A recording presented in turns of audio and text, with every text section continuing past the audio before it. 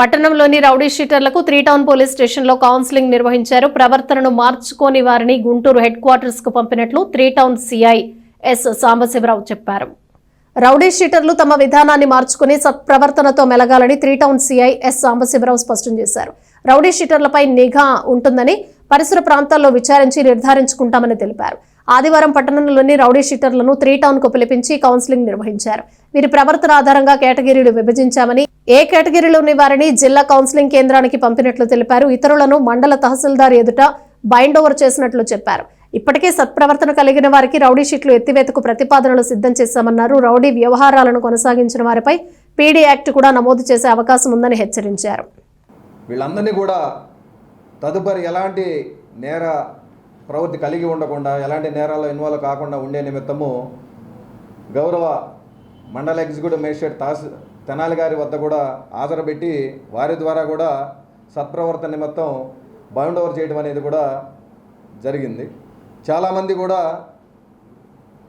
వాళ్ళ కులవృత్తులు చేసుకుంటా చేసిన నేరానికి పశ్చాత్తాపం చెంది మరి ఏ నేరాల్లో పాల్గొకుండా పద్ధతిగా కుటుంబ వ్యవహారాలు చూసుకుంటా సాధారణ జనజీవనాల్లో కలిసిపోయి మంచిగా ఉంటున్నారు. కొంతమంది యాక్టివ్గా ఎవరైతే ఉన్నారో వాళ్ళ ఇళ్ళకి కూడా పోయి వాళ్ళ పేరెంట్స్, ఫ్యామిలీ మెంబర్ సమక్షంలో వాళ్ళకు కూడా సత్ప్రవర్తన కలిగి ఉండాలని కౌన్సిలింగ్ చేయడం అనేది జరిగింది. అదేవిధంగా వాళ్ళ ఇంటి చుట్టుపక్కల ద్వారా కూడా వాళ్ళ నడవడిక మీద దృష్టి పెట్టడం అనేది జరిగింది. కొంతమంది ఎవరైతే గత 10-15 సంవత్సరాలుగా ఎలాంటి నేర ప్రవృత్తి కలిగి ఉండలేదో వాళ్ళందరికీ కూడా రౌడీ షీట్లు క్లోజ్ చేయడం అనేది కూడా జరుగుతుంది. దానికోసం ప్రపోజల్స్ కూడా రెడీ చేశాం. ఎవరైతే రీసెంట్గా కేసులో ఇన్వాల్వ్ అయి ఉన్నారో, ఇంక్లూడింగ్ 307 కేసులో కూడా ఇన్వాల్వ్ అయినా కూడా, అదేవిధంగా భౌతిక దాడులు చేసినటువంటి 2-3 కేసుల్లో ఇన్వాల్వ్ అయి ఉన్నా కూడా వాళ్ళకు కూడా షీట్లు ఓపెన్ చేయడం అనేది జరుగుతుంది. ఒకసారి షీట్ ఓపెన్ చేసిన తర్వాత తప్పనిసరిగా అతని మీద అన్ని రకాల్లో నిఘా ఉండటం అనేది జరుగుతుంది.